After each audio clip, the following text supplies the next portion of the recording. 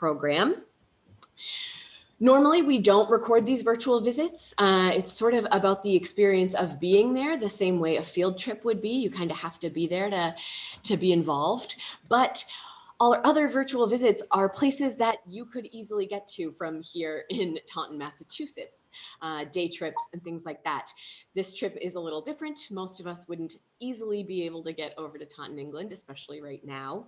So we will be recording this so more people can access it and enjoy it. So it will be posted on our YouTube channel later, and we'll announce when that's officially posted.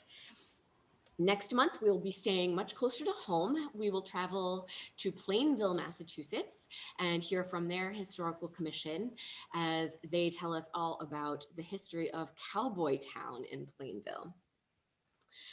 Now that we are officially into May, we are in our walking tour season. So the third Saturday of every month, we have our Liberty and Union downtown walking tour. And on the fourth Saturday of every month, we do specialty tours, cemetery tours, things like that from May to October. So if you're interested, sign up for those.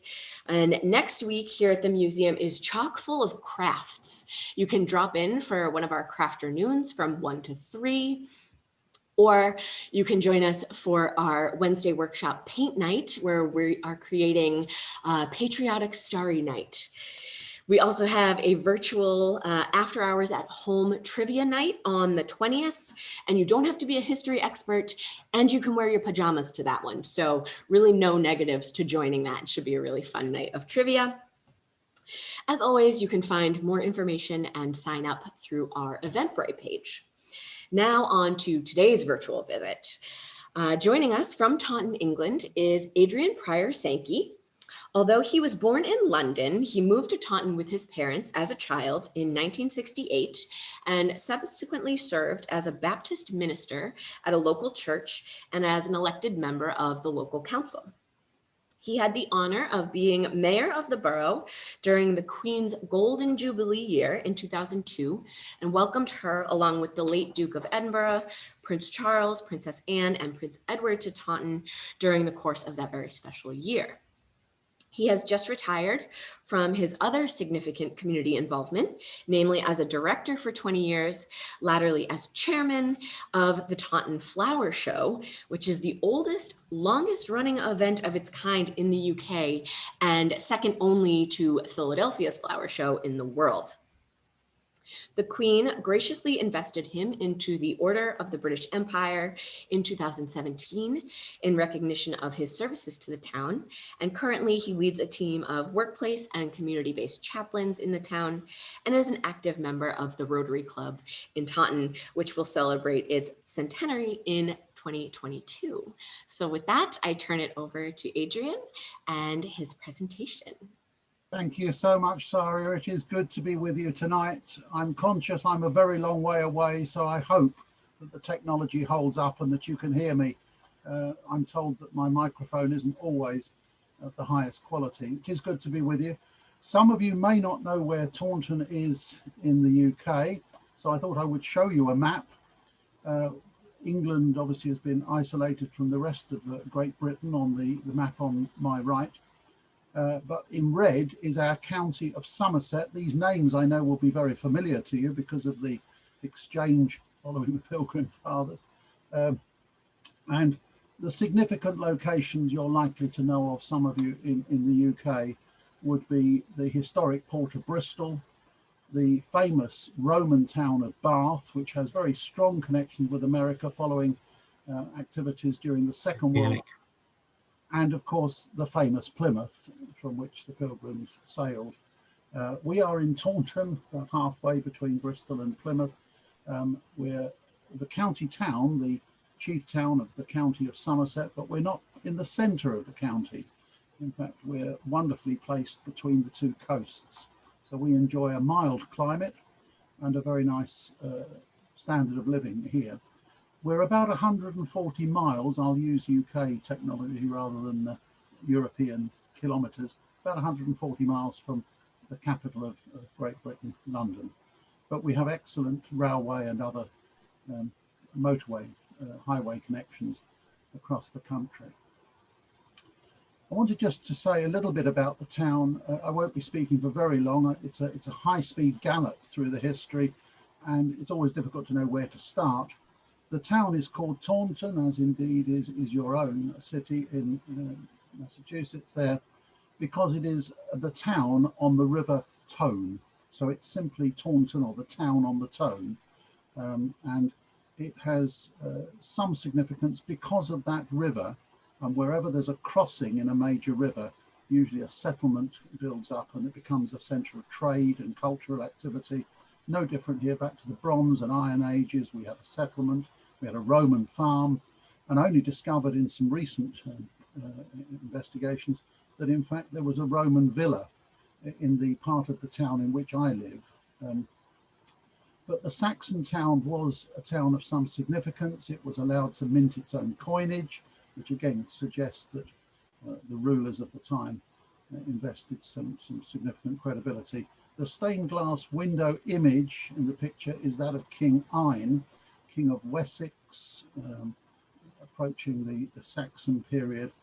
He's a very significant ruler in this part of Britain, again bringing together tribes and coping with the dysfunctional nature of tribes in that time. But I'll move on fairly swiftly. It was said in the Anglo-Saxon Chronicle for the year 1137 that every powerful man built his castles. I suppose everyone wants to make their mark. Taunton, as I say, was largely brought into being by that King of Wessex, King Ine. And as I say, it was almost certainly based on the fact it was a strategic crossing of the river. He threw up a fortress which would have been made of timber and earth, very little stone used at that time. And they held power until about 900, when the church came into prominence, by which time a very large priory church, a centre of worship, monastic study and wealth, had been developed. Another more famous king is associated with this part of Somerset. In England, we tend to give our kings numbers. Kings and queens have numbers after their name, but only Alfred has the phrase the Great.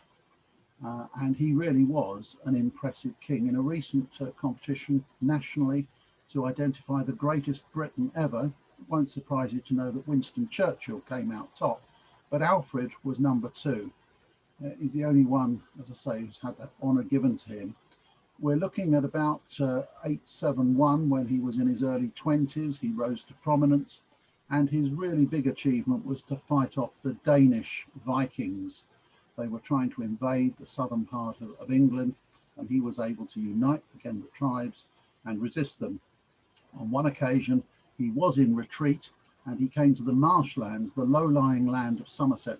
I should say that the county of Somerset simply takes its name from the fact it's the land of the summer people.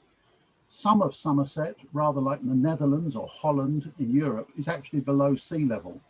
And in medieval times, it would only have been usable in the summer to graze cattle on. In the winter, it was flooded. We benefit from that. We have an impressive array of wild birds and visitors in season.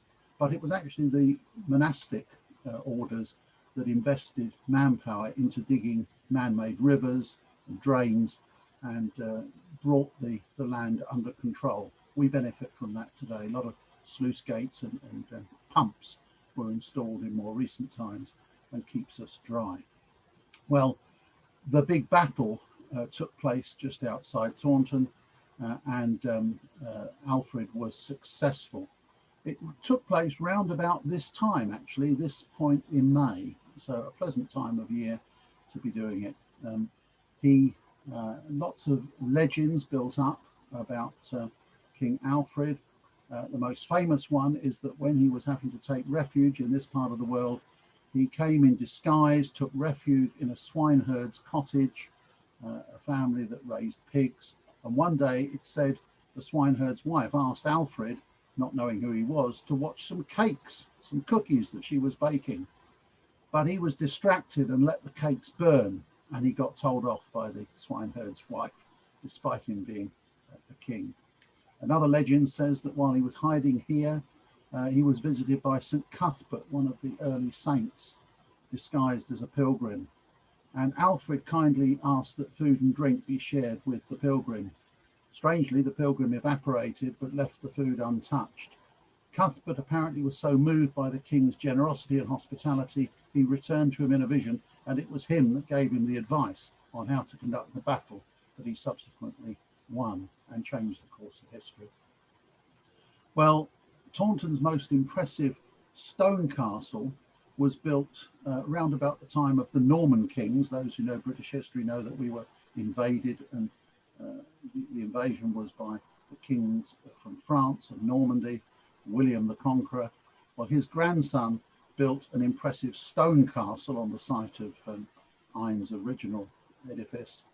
And in October 1129, so what are we, about 60 years after the Norman conquest, Henry de Blois, the grandson of William the Conqueror, was given the title, but more significantly the income from the manor or the estate of the Bishop of Winchester.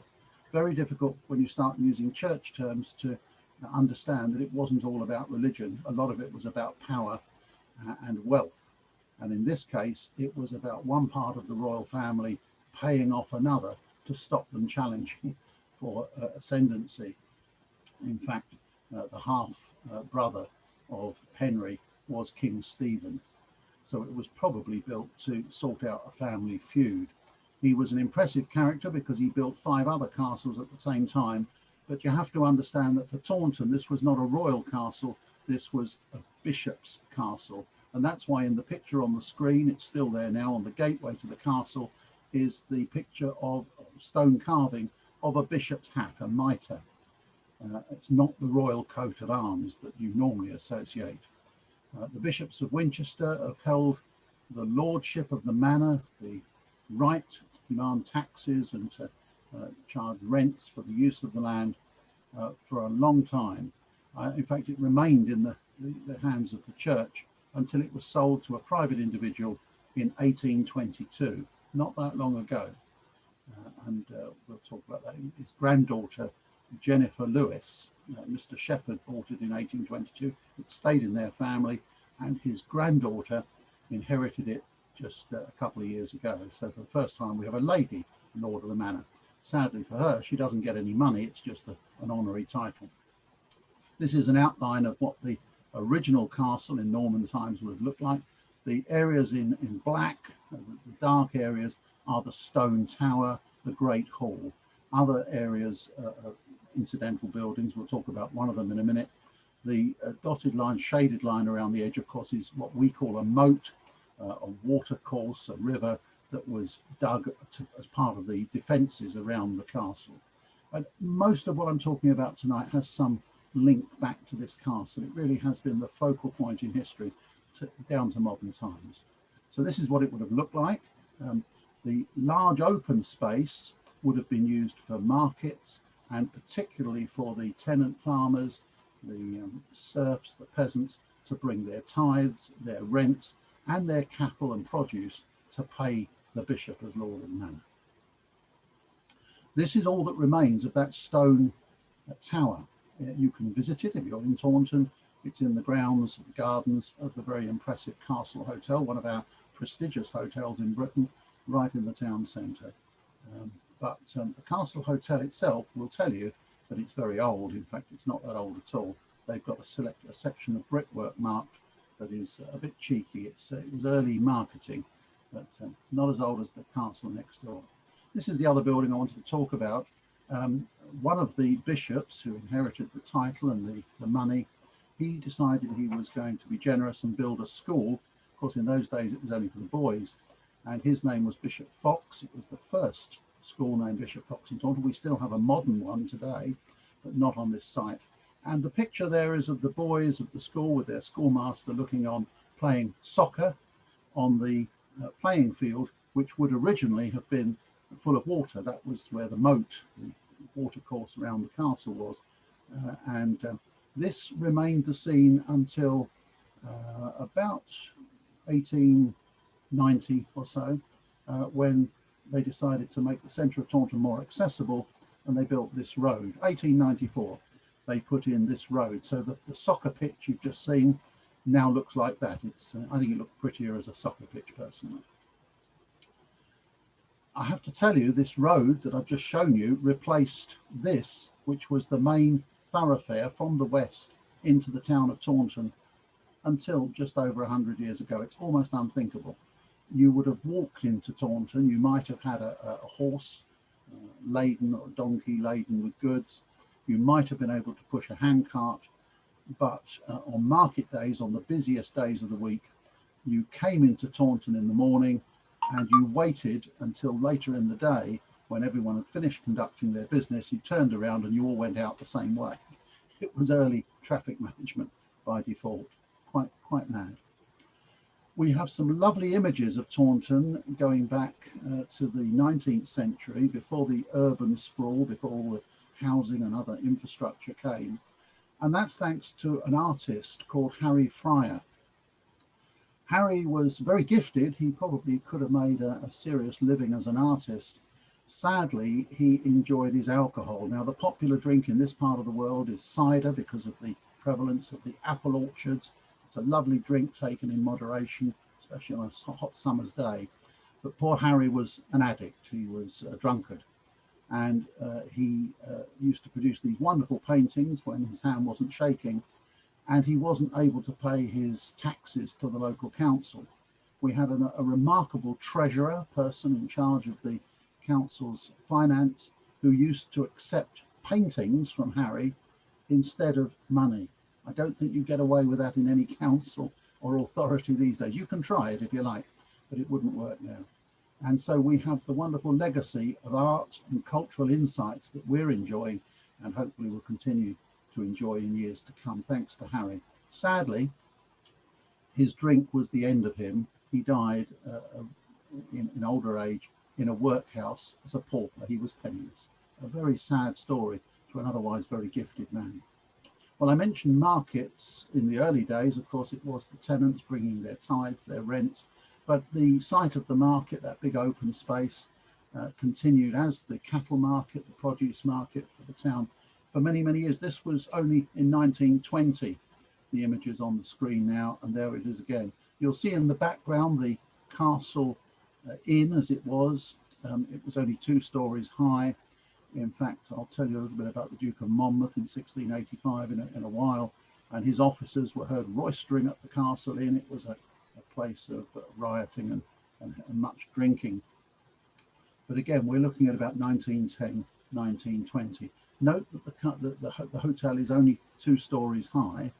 You've got that archway where we saw the bishop's mitre, and in the background you can see the modern or the new parish church of St Mary's that replaced the priory after the Reformation.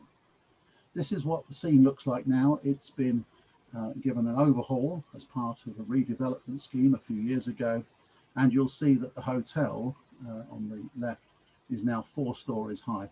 The plant growth over it is wisteria, and strictly speaking, if I took the photograph now, it looks beautiful with the lilac and purple coloured flowers all over the front of it. That's now a centre that strangely is used for open air markets, not cattle, much more artisan crafts and specialist foods, and a lovely place to have a concert and enjoy music and arts. The lower figure is just swinging round in that area. That is what the castle, the remains of the castle, looks like now as part of our Somerset Museum. The only remaining part of the priory is the barn in the top of the picture there.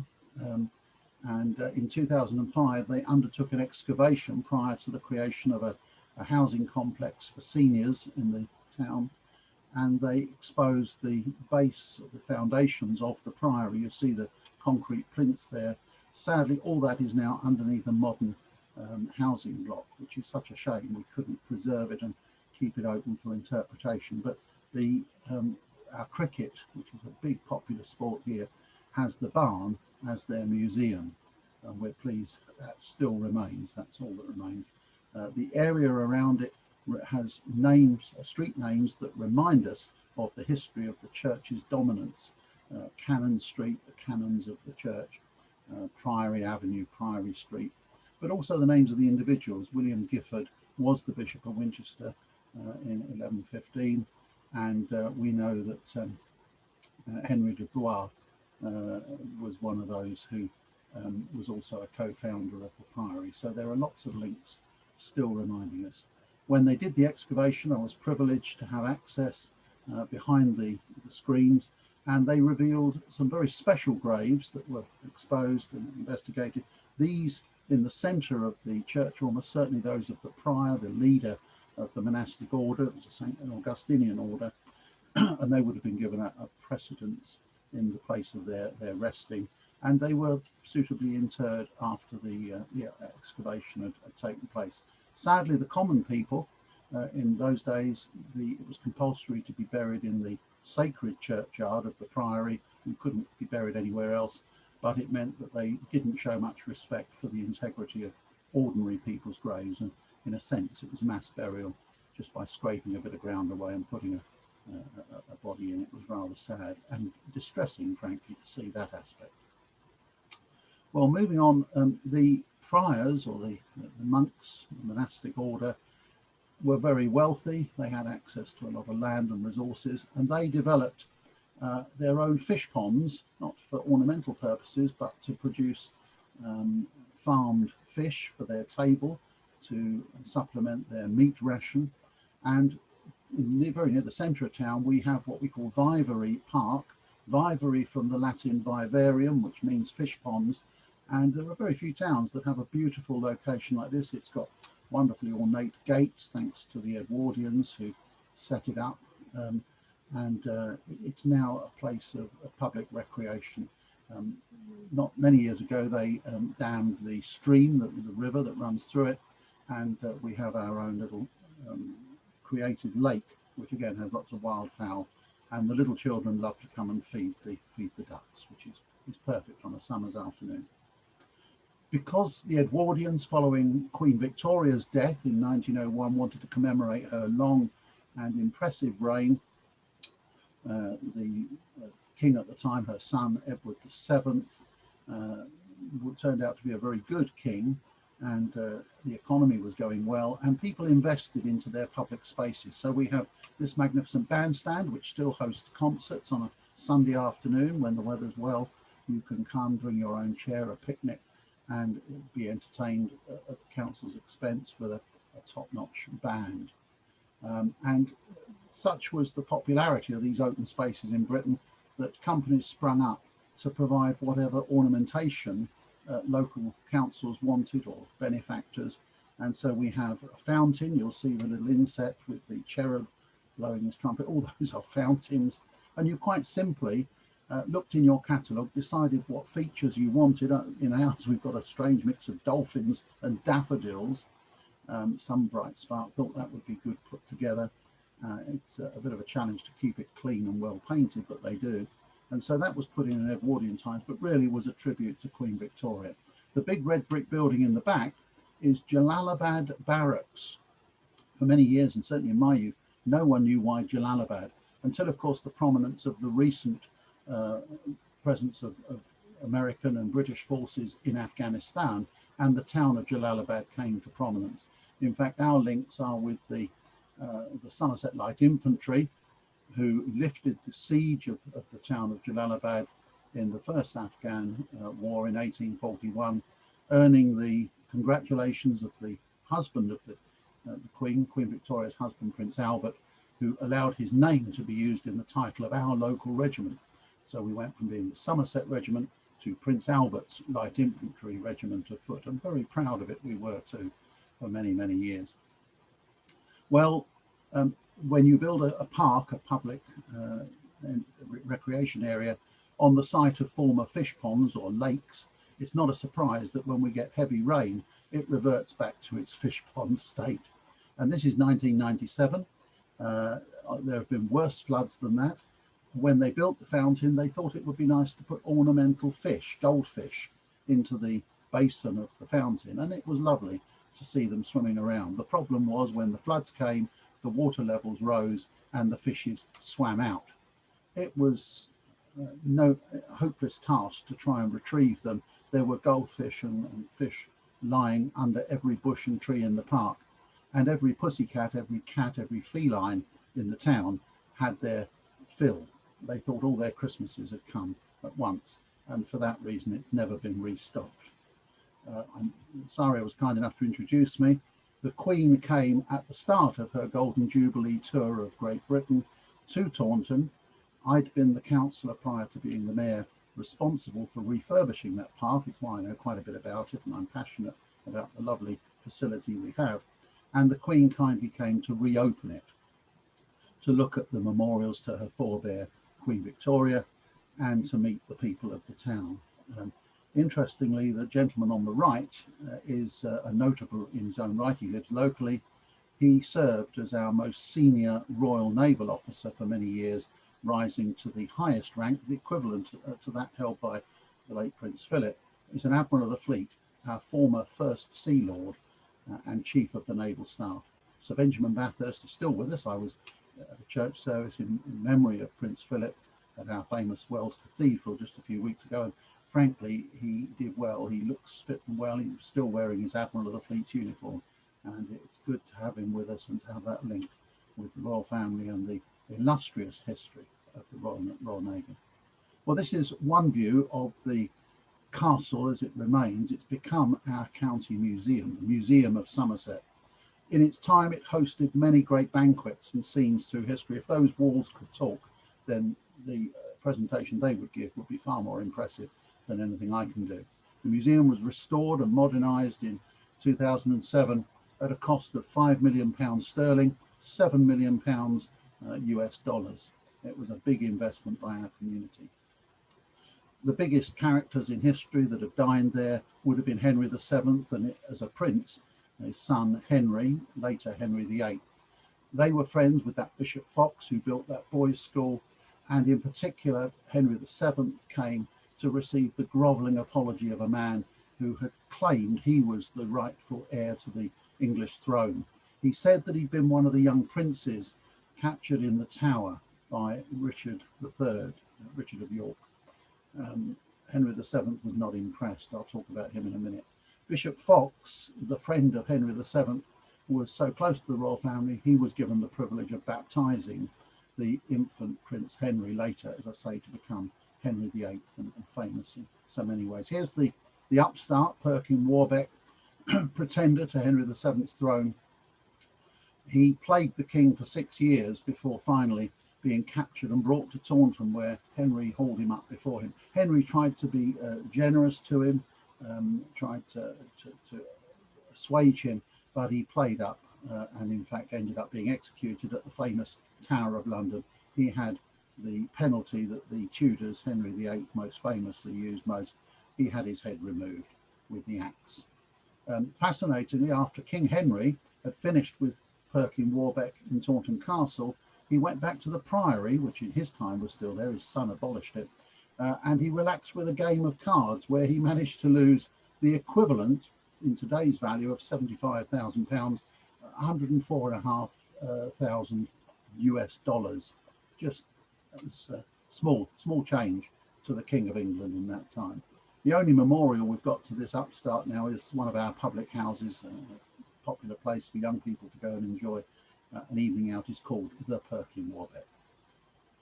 One of our other most famous connections here, not always for the right reasons, is the English Civil War, and one of the prominent soldiers, and indeed an admiral at sea, is General, later Admiral Robert Blake from our neighbouring town of Bridgewater.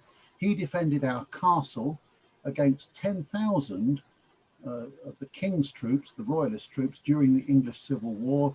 That took place between 1642 and 51. And Robert Blake, bit of a wit, declared, "I have 3 pairs of boots and I will eat 2 of them before I surrender this castle." Thankfully, he wasn't called upon to carry out that challenge, but the town was besieged for no strategic reason. 10,000 troops hung around the outside of Taunton, keeping the townspeople inside the castle for quite a long while, and eventually they sent spies out from the castle to see what was happening. And to their amazement, on the 11th of May, remember that date is very significant, the 11th of May 1645, they discovered, for whatever reason, the king's army had run away. They'd gone away. It was a watershed in the Civil War. It gave rise to a song that was sung in our town for many years after. Rejoice, ye dogs, 'tis the 11th of May, the day the Cavaliers ran away. Now we know, because we now know what was happening elsewhere in England at that time, that if those 10,000 royalist king's troops had been allowed to go north to take part in the famous Battle of Naseby, which finished King Charles off, then we almost certainly would have had a very different outcome. The king would not have lost his head. Oliver Cromwell would have been dispatched, and we wouldn't have had that period in history. We probably would have been a more Roman Catholic country. Because of that significance of the 11th of May and the connection with the battle that King Alfred won around that time, we celebrate the 11th of May as Somerset Day, and that's our county flag. I'm wearing proudly the county tie that I shall wear when I go to the cathedral tomorrow to take part in a special service to give thanks for all that's good in our county. And it remembers that particular occasion in the Civil War when we were delivered from a siege. Here's Bishop Richard Fox. I've mentioned him a couple of times, a friend of Henry VII, and very powerful man with all that wealth. He gave the first school. The cost was about £226 in sterling at the time. I'm sure it was a lot of money. Well, here's what the school looks like now. It's a modern, modernized to some extent, because that's where our civil marriages take place. If you don't get married in church in this town, you generally go to this building now and have your marriage legalized there. This is what it looked like in about 1710. A simple pencil sketch, really. What's significant with the boys' desks and their tables is the graffiti. Because they were sitting high up, we have some graffiti digging into the stonework. That graffiti goes back up to about 1710, as I say. It's not new. School boys will be boys, and sadly it was boys. We didn't start educating girls until much more recent times. As the mayor of the borough, I regularly showed young people, people of all ages, visitors from abroad around our historic castle area. And when one of them was translating into German, which I don't speak, I suddenly heard words like Hogwarts and Harry Potter. Some of you will know the, excuse me, the film franchise. I couldn't understand it until he said, but it's like Harry Potter. The boys in that story, the School of Wizardry, do their lessons and then they go upstairs, a spiral staircase, to their dormitory, to their bedroom. And that's exactly what happened here. They did their lessons in the big hall I've shown you. They went through this doorway, up the staircase, and made their way up. It's too small and too dangerous to use now. And from then on, all visitors, young visitors, have been impressed that this is a version of the famous Harry Potter Hogwarts School of Wizardry, based down here in Somerset. Nowadays, we use the impressive flight of stairs to go up to the higher level. And it leads to some lovely rooms. That would have been the boys' bedroom. It was used for council meetings, for small meetings of elected representatives, and is full of expressions of visits by royalty and other notables. In particular, you'll see the staves of office of what we call the court leet. It was the forerunner of modern local government. In fact, they still meet in a ceremonial form in support of the current Lord of the Manor. They have absolutely no power whatsoever, but they, oh, I'm sorry about that. I thought I switched that one off. Turned one off and forgot the other phone when it did. Right. That's what happens when you don't do your preparation fully. So they still dream of the day when the mayor and the council will fall apart and they can take charge of our lovely town. I don't think it's going to happen. But they had wonderful titles, and they still use these for their meetings. Ale tasters is fairly obvious, making sure beer, our local drink, is up to scratch. The Rhine ridders were to ensure that people kept the drains clear each year. We didn't have environmental health, but there were shamble keepers in charge of seeing that butchers didn't charge excessive prices for their meat or cut up the hides of beasts that were slaughtered by them. So that court leet was responsible for the maintenance of criminal and civil law within the town until it diminished and we introduced police forces and so on in the 19th century. Quite impressive powers they had. Around the walls, I've said, are a number of plaques and pictures. One of them will be of significance because it's an illuminated address recording what I gather is the apocryphal story of the purchase of land in Massachusetts by a lady called Elizabeth Pole. Now, we know that originally she came from our neighbouring county of Devon, but she is alleged to have bought land on which your city of Taunton now stands, paying just a peck of beans and a jackknife, buying it from the Native Americans. You will tell me far more about that story than I would know from this side of the Atlantic. I presume you may have a matching inscription in your museum or one of your council chambers. It would be lovely to know that the other equivalent version of it is in good hands. We do know that Elizabeth was one of a number of people from the congregation of St Mary Magdalene Parish Church in the town centre who decided that the persecution of the Protestants under the Catholic Stuart kings was too much to bear. So in 1636, they sailed for America in the wake of the Pilgrim Fathers who'd left from Plymouth 16 years earlier. Well, now we come to another period in English history that doesn't put us in a good light. James Scott, Duke of Monmouth, he was the illegitimate son of Charles II, very unhappy that when his uncle James became James II, inherited the throne, England was going to go back to being a Catholic country. And Taunton had already been a hotbed of rebellion by the time the Duke of Monmouth came over from France, landed on the south of England, made his way up to Taunton, and his rabble army proclaimed him king in our high street. We've got a plaque to mark the point.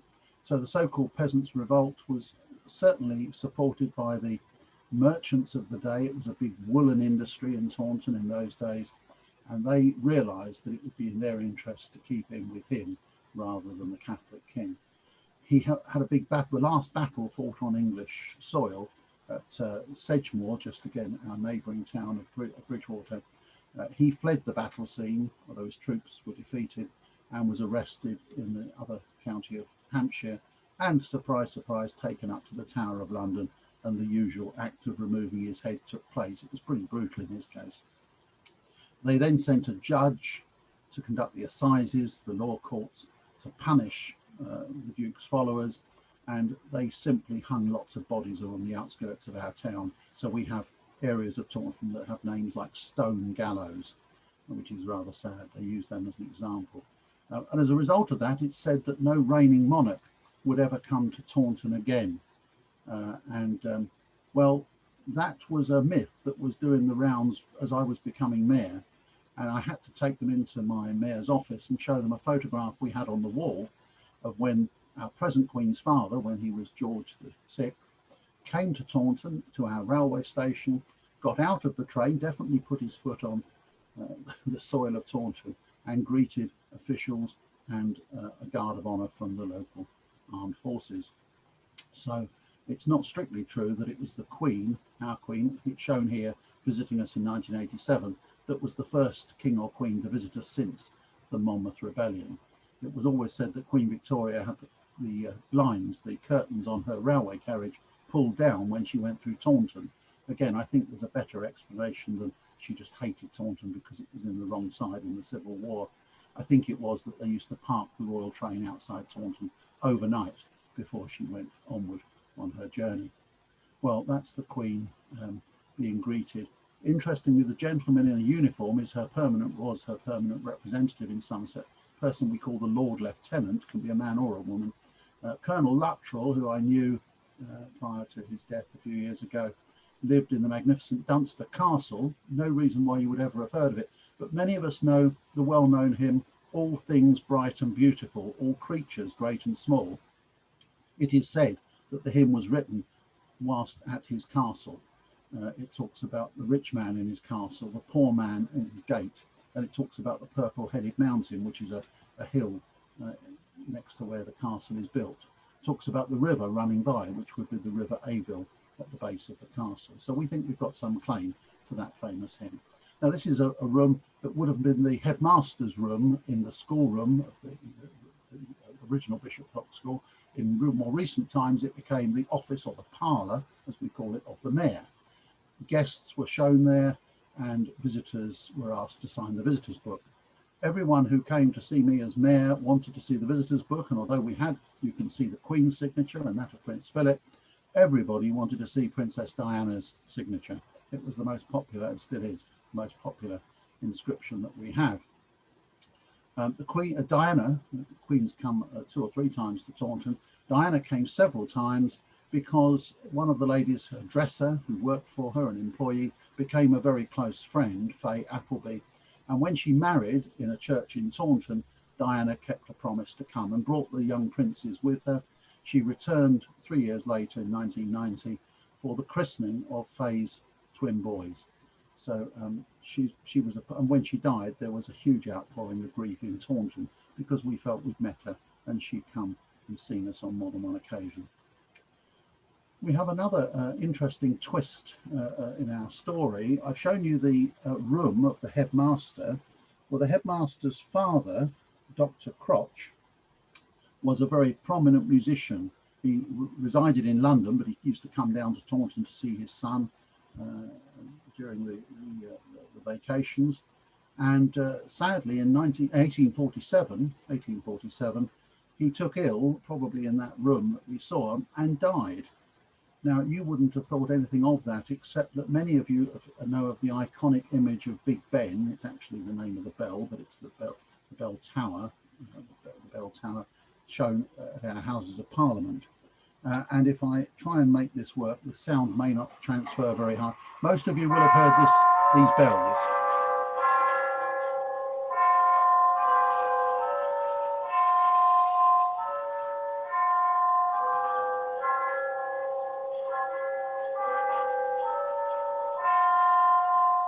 Those are the famous Westminster chimes that are broadcast around the world on certain times of the year and are used in many clocks and watches now to signal the famous chimes. And it was Dr. Crotch who composed that. He died in Taunton and was buried in one of our local churchyards on the outskirts of the town. Most people have never heard of him, but everyone will probably at some time have heard his famous bell chimes. Another famous visitor was John Wesley, the Methodist preacher, founder of Methodism, regularly went down to the West Country, to the far west of England, and used to stop off in Taunton. The first occasion was 1743. He preached an open-air service, and many people responded. In the course of his life, he visited Taunton 23 times. Big churches were formed. Methodism caught on big time, and people were dissatisfied with the formal church and joined his much more enthusiastic version of Christianity. We have other links. I'm not sure how many of you will have remembered the film Zulu from the 1960s. It had the well-known British actors Stanley Baker and Michael Caine. And the character that Stanley Baker played was Lieutenant John Chard, who defeated some 3,000 Zulus with just a handful of troops at a mission station in Natal in South Africa. Many years ago in 1879, and Lieutenant Chard went on to become a colonel in the Royal Engineers, the British Army, and lived and was buried in the Taunton area. So in memory of that, our Member of Parliament was presented by his former regiment with an artistic interpretation of the Battle of Rorke's Drift, as it was known. So we've touched history in various ways. Just back to that building, the school again. After being a school for many, many years, it became the seat of government for the local council. It was extended in 1904, and the whole building is scheduled as an ancient monument. It's the most preserved category of building we have in the town. It's an ancient building, and we have to look after it and keep it as it is. Just a little bit about the mayoralty. We have what we call a civic mayor here. We do now in Britain have a number of city mayors elected, as you have in America, with executive powers, but our civic mayors are largely ceremonial. They may, as happened until recently, be chair of our council, but we are stuck with the Victorian. Queen Victoria set everything in aspect, but the special clothing, the uniform, if you like, the red robe, that's very much a Victorian invention. Prior to that, the mayor could wear whatever they liked. Now we all have to dress up looking like something out of Dickens. but there we are. Everything is significant, and the most remembered feature is the gold chains. I had the privilege, as you heard, of being the mayor in 2002. My wife, who replaced me on the council when I retired, actually was the mayor a couple of years ago, 2017. Apparently, it's the first time in history that a husband and wife have both successively been the mayor, and we learned quite a bit about it by doing that. If you're a gentleman mayor, then you can invite your wife or another lady to be the mayoress. If you're a lady mayor, then your male partner is called the consort, a bit like Queen Victoria's husband was the consort. So I was the consort, not the mayoress, but we had some fun explaining that to people. We took the official photographs at the beautiful gardens on the outskirts of the town, which again are magnificent, and my wife had been a trustee of them for a period. The chain, pure gold, of course, the gift of generous former councillors in 1884. Up until 1974, if you were the mayor, you got your name inscribed on the big chain. The mayoress got her name put on the smaller, more delicate chain. Now, the council has since been merged with our neighbouring council. Remarkably, my wife has just been elected for the third time the chair of it, but she simply wears a badge on a ribbon now. She doesn't dress up. The job of the mayor is more important than the person who actually wears the insignia. And on very formal occasions, the mayor is accompanied by a retired police officer or a retired member of the armed forces with the grand title of Sergeant at Mace. This is Charles, who served as my wife's Sergeant at Mace. He's not a bodyguard. I called him the chain guard because the chains that I've shown you are extraordinarily valuable.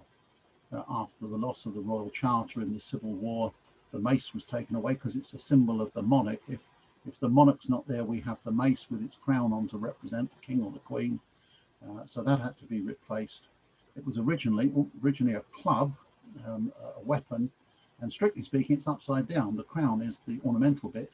The large knob would have been where his hand is on the bottom, but we turn it upside down. And the value of those, I thought I'd look it up in dollars just to impress you. The two chains and the mace, being made of silver, equivalent to about £100,000 sterling. That's, I understand, in today's prices, about 138,740 US dollars. It's not for sale, at least not at the moment. We have a coat of arms, as most towns do. This is the old and now illegitimate crest. You'll still find it around the town. It was on those park gates. This is where it is. And it was a miserable looking cherub and an imperial crown, the royal crown, until someone had the daft idea of going to the king's authorities in 1934 to say, can we check this? And were told off. Because we took the wrong side in the Civil War, we were told to remove the royal crown and to go for the less attractive Saxon crown. And by the way, for goodness sake, make your cherub look a bit more cheerful. So that at least they raised the wings of the cherub. This is the full coat of arms with a peacock on top, a little castle to show that we used to have a castle. That's what we're supposed to use now. The mayor's badge, you can see in the picture here, the mayor's badge on the left is correct. The mayoress's badge has diamonds on it, and no way were the councillors going to break that up. So they very naughtily kept that. They're not supposed to. We have to hide that if the Queen comes. And the deputy mayor has the more boring new version. Thank you for your time. I've just deviated a little bit off there to the role of the mayor. I know some people find that fascinating. I may have just gone a bit over time, Saria, but I'm very happy to take questions if you wish me to do so.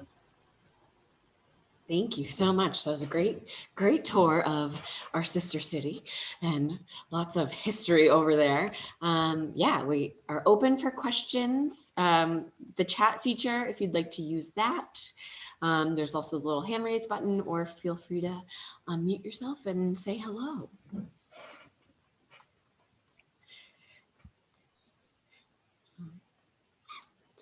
I had one question actually. How long are your terms as mayor? So how long did you serve? How long has your wife been in the position? It's been 1 year, and because so many people were willing to be mayor, you were limited to one go in your life. We had a situation when someone wasn't able to be mayor, and a gentleman did come back and do it twice. as I say, for us, the exception was we'd never had a husband and wife. Well, we didn't used to have ladies on the council years ago, but we'd never had a husband and wife both do it. Interestingly, our next mayor will be a lady, and she will be the mayor of just Taunton, not the wider area as my wife and I were because of this merger. And her husband was the mayor, and it's particularly poignant because her husband, like me, moved to the town as a young man, and he is completely blind. He has no sight at all.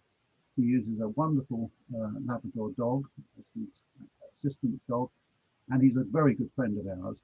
And he had a wonderful year as mayor, and people really took to him. His wife, who's now a councillor, is going to be the mayor in next month for a year, and we are thrilled. So there will be another couple who've been able to share that. But it's 1 year as a rule, and it's a very special year. And we performed something like 400 or 500 engagements. It was the Queen's special year, so we had lots of extra things. But visiting people, people when they reach their centenary, the veterans, the seniors, any special occasion, people like the mayor to do. Of course. Had a question in the chat from Georgia. She said, I understand that Charles Crowley went to Taunton, England when he was serving as our mayor. Did you or your wife happen to meet him? I did, and I had the real honour of welcoming him to the flower show that you mentioned at the start. Charles came on a fairly short visit, but I was able to meet him. I'm so sorry to hear of his passing. That was a great sadness. I only caught up with that recently. Charles was a great person, and I was able to interview him over the public address system. So we actually had a conversation that several thousand people listened into. And I haven't got it on the presentation, but I have some lovely photographs of him really enjoying his time. He came and did some business and did some official stuff, but I think he felt that at the flower show, which is a magnificent event in Ivory Park, he was able to relax. It was nice to give him a bit of downtime during his visit to England. So thank you for remembering Charles, a very special friend to our town. Thank you. Very, very special historian for us as well. So had another question. What is the population of Taunton But if we're and talking the about, local area? yes, if we're talking about Taunton, the sort of growing town, and it has grown, it was probably only about 60,000 when I was the mayor. And in 20 years, it's increased to certainly 80,000, possibly more. We have had very significant housing development, and the economy is pretty vibrant. It's good to hear. Bustling place. We're what we call in England a white collar, so it's very much office, computer, digital technology, those sort of things. Our neighbouring town, I've mentioned it more than once, Bridgewater, is very much what we call blue collar, much more factories, engineering, hands-on.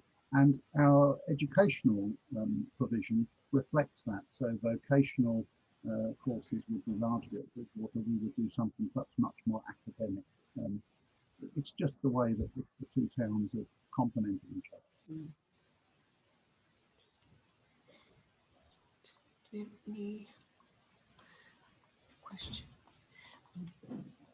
Judith asked. I have a quick Oh, question, sure. if I may. Nice to see you, Adrian. This is Dan LeBrun from the Dan, sorry, Rotary. I can hear you. I can't see you on my screen, but I knew you were likely to be with us. A fellow Rotarian, thank you. Thank you very much for a fine presentation, very enjoyable.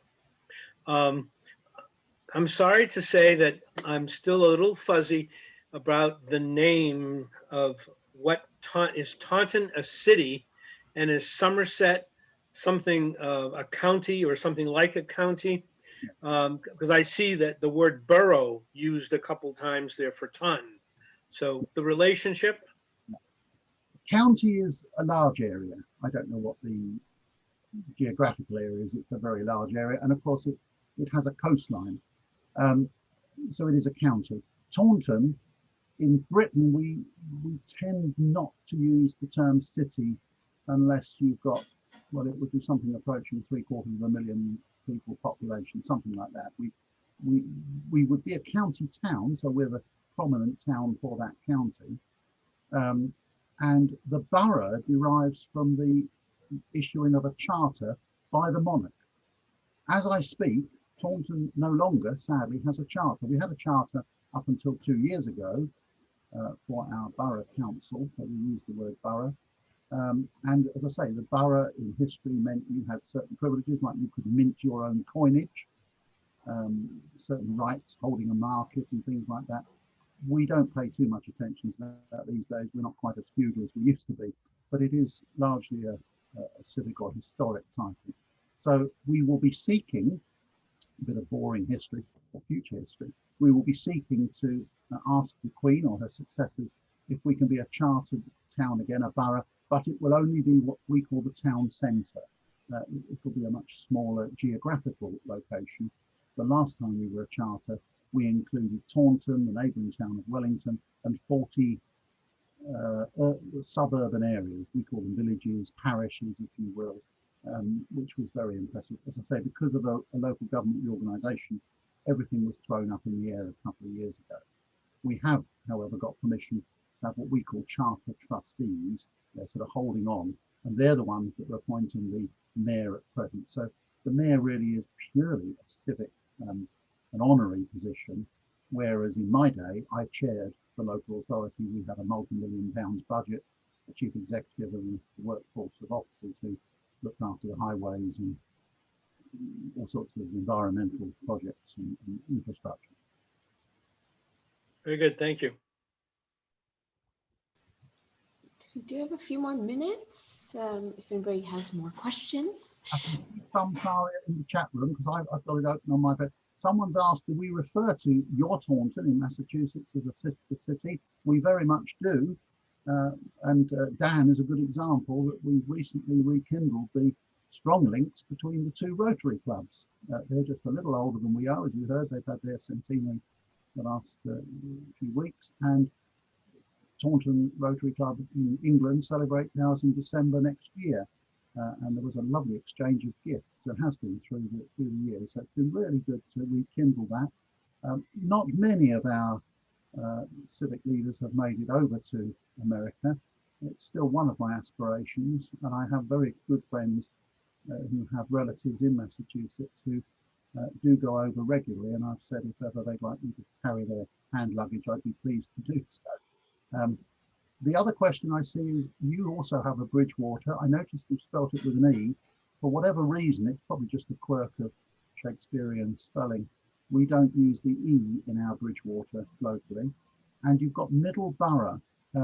Now, Middles with an S-E, Middlesbrough is a town in the north, or a city in the north of England. I don't think we've got a Middleborough in Somerset, but we do have what we've got as a Middlezoy. If you remember, I spoke about Somerset being very low-lying and being flooded for much of the year. The word Zoy is a West Country, West of England term for island. And in fact, the neighbouring village is called Western Zoyland, which is quite simply the Western Island. So Middle Zoy is the middle island.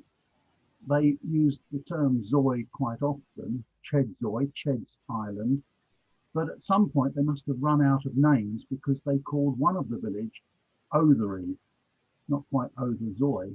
And Othery simply means, well, that's the other island.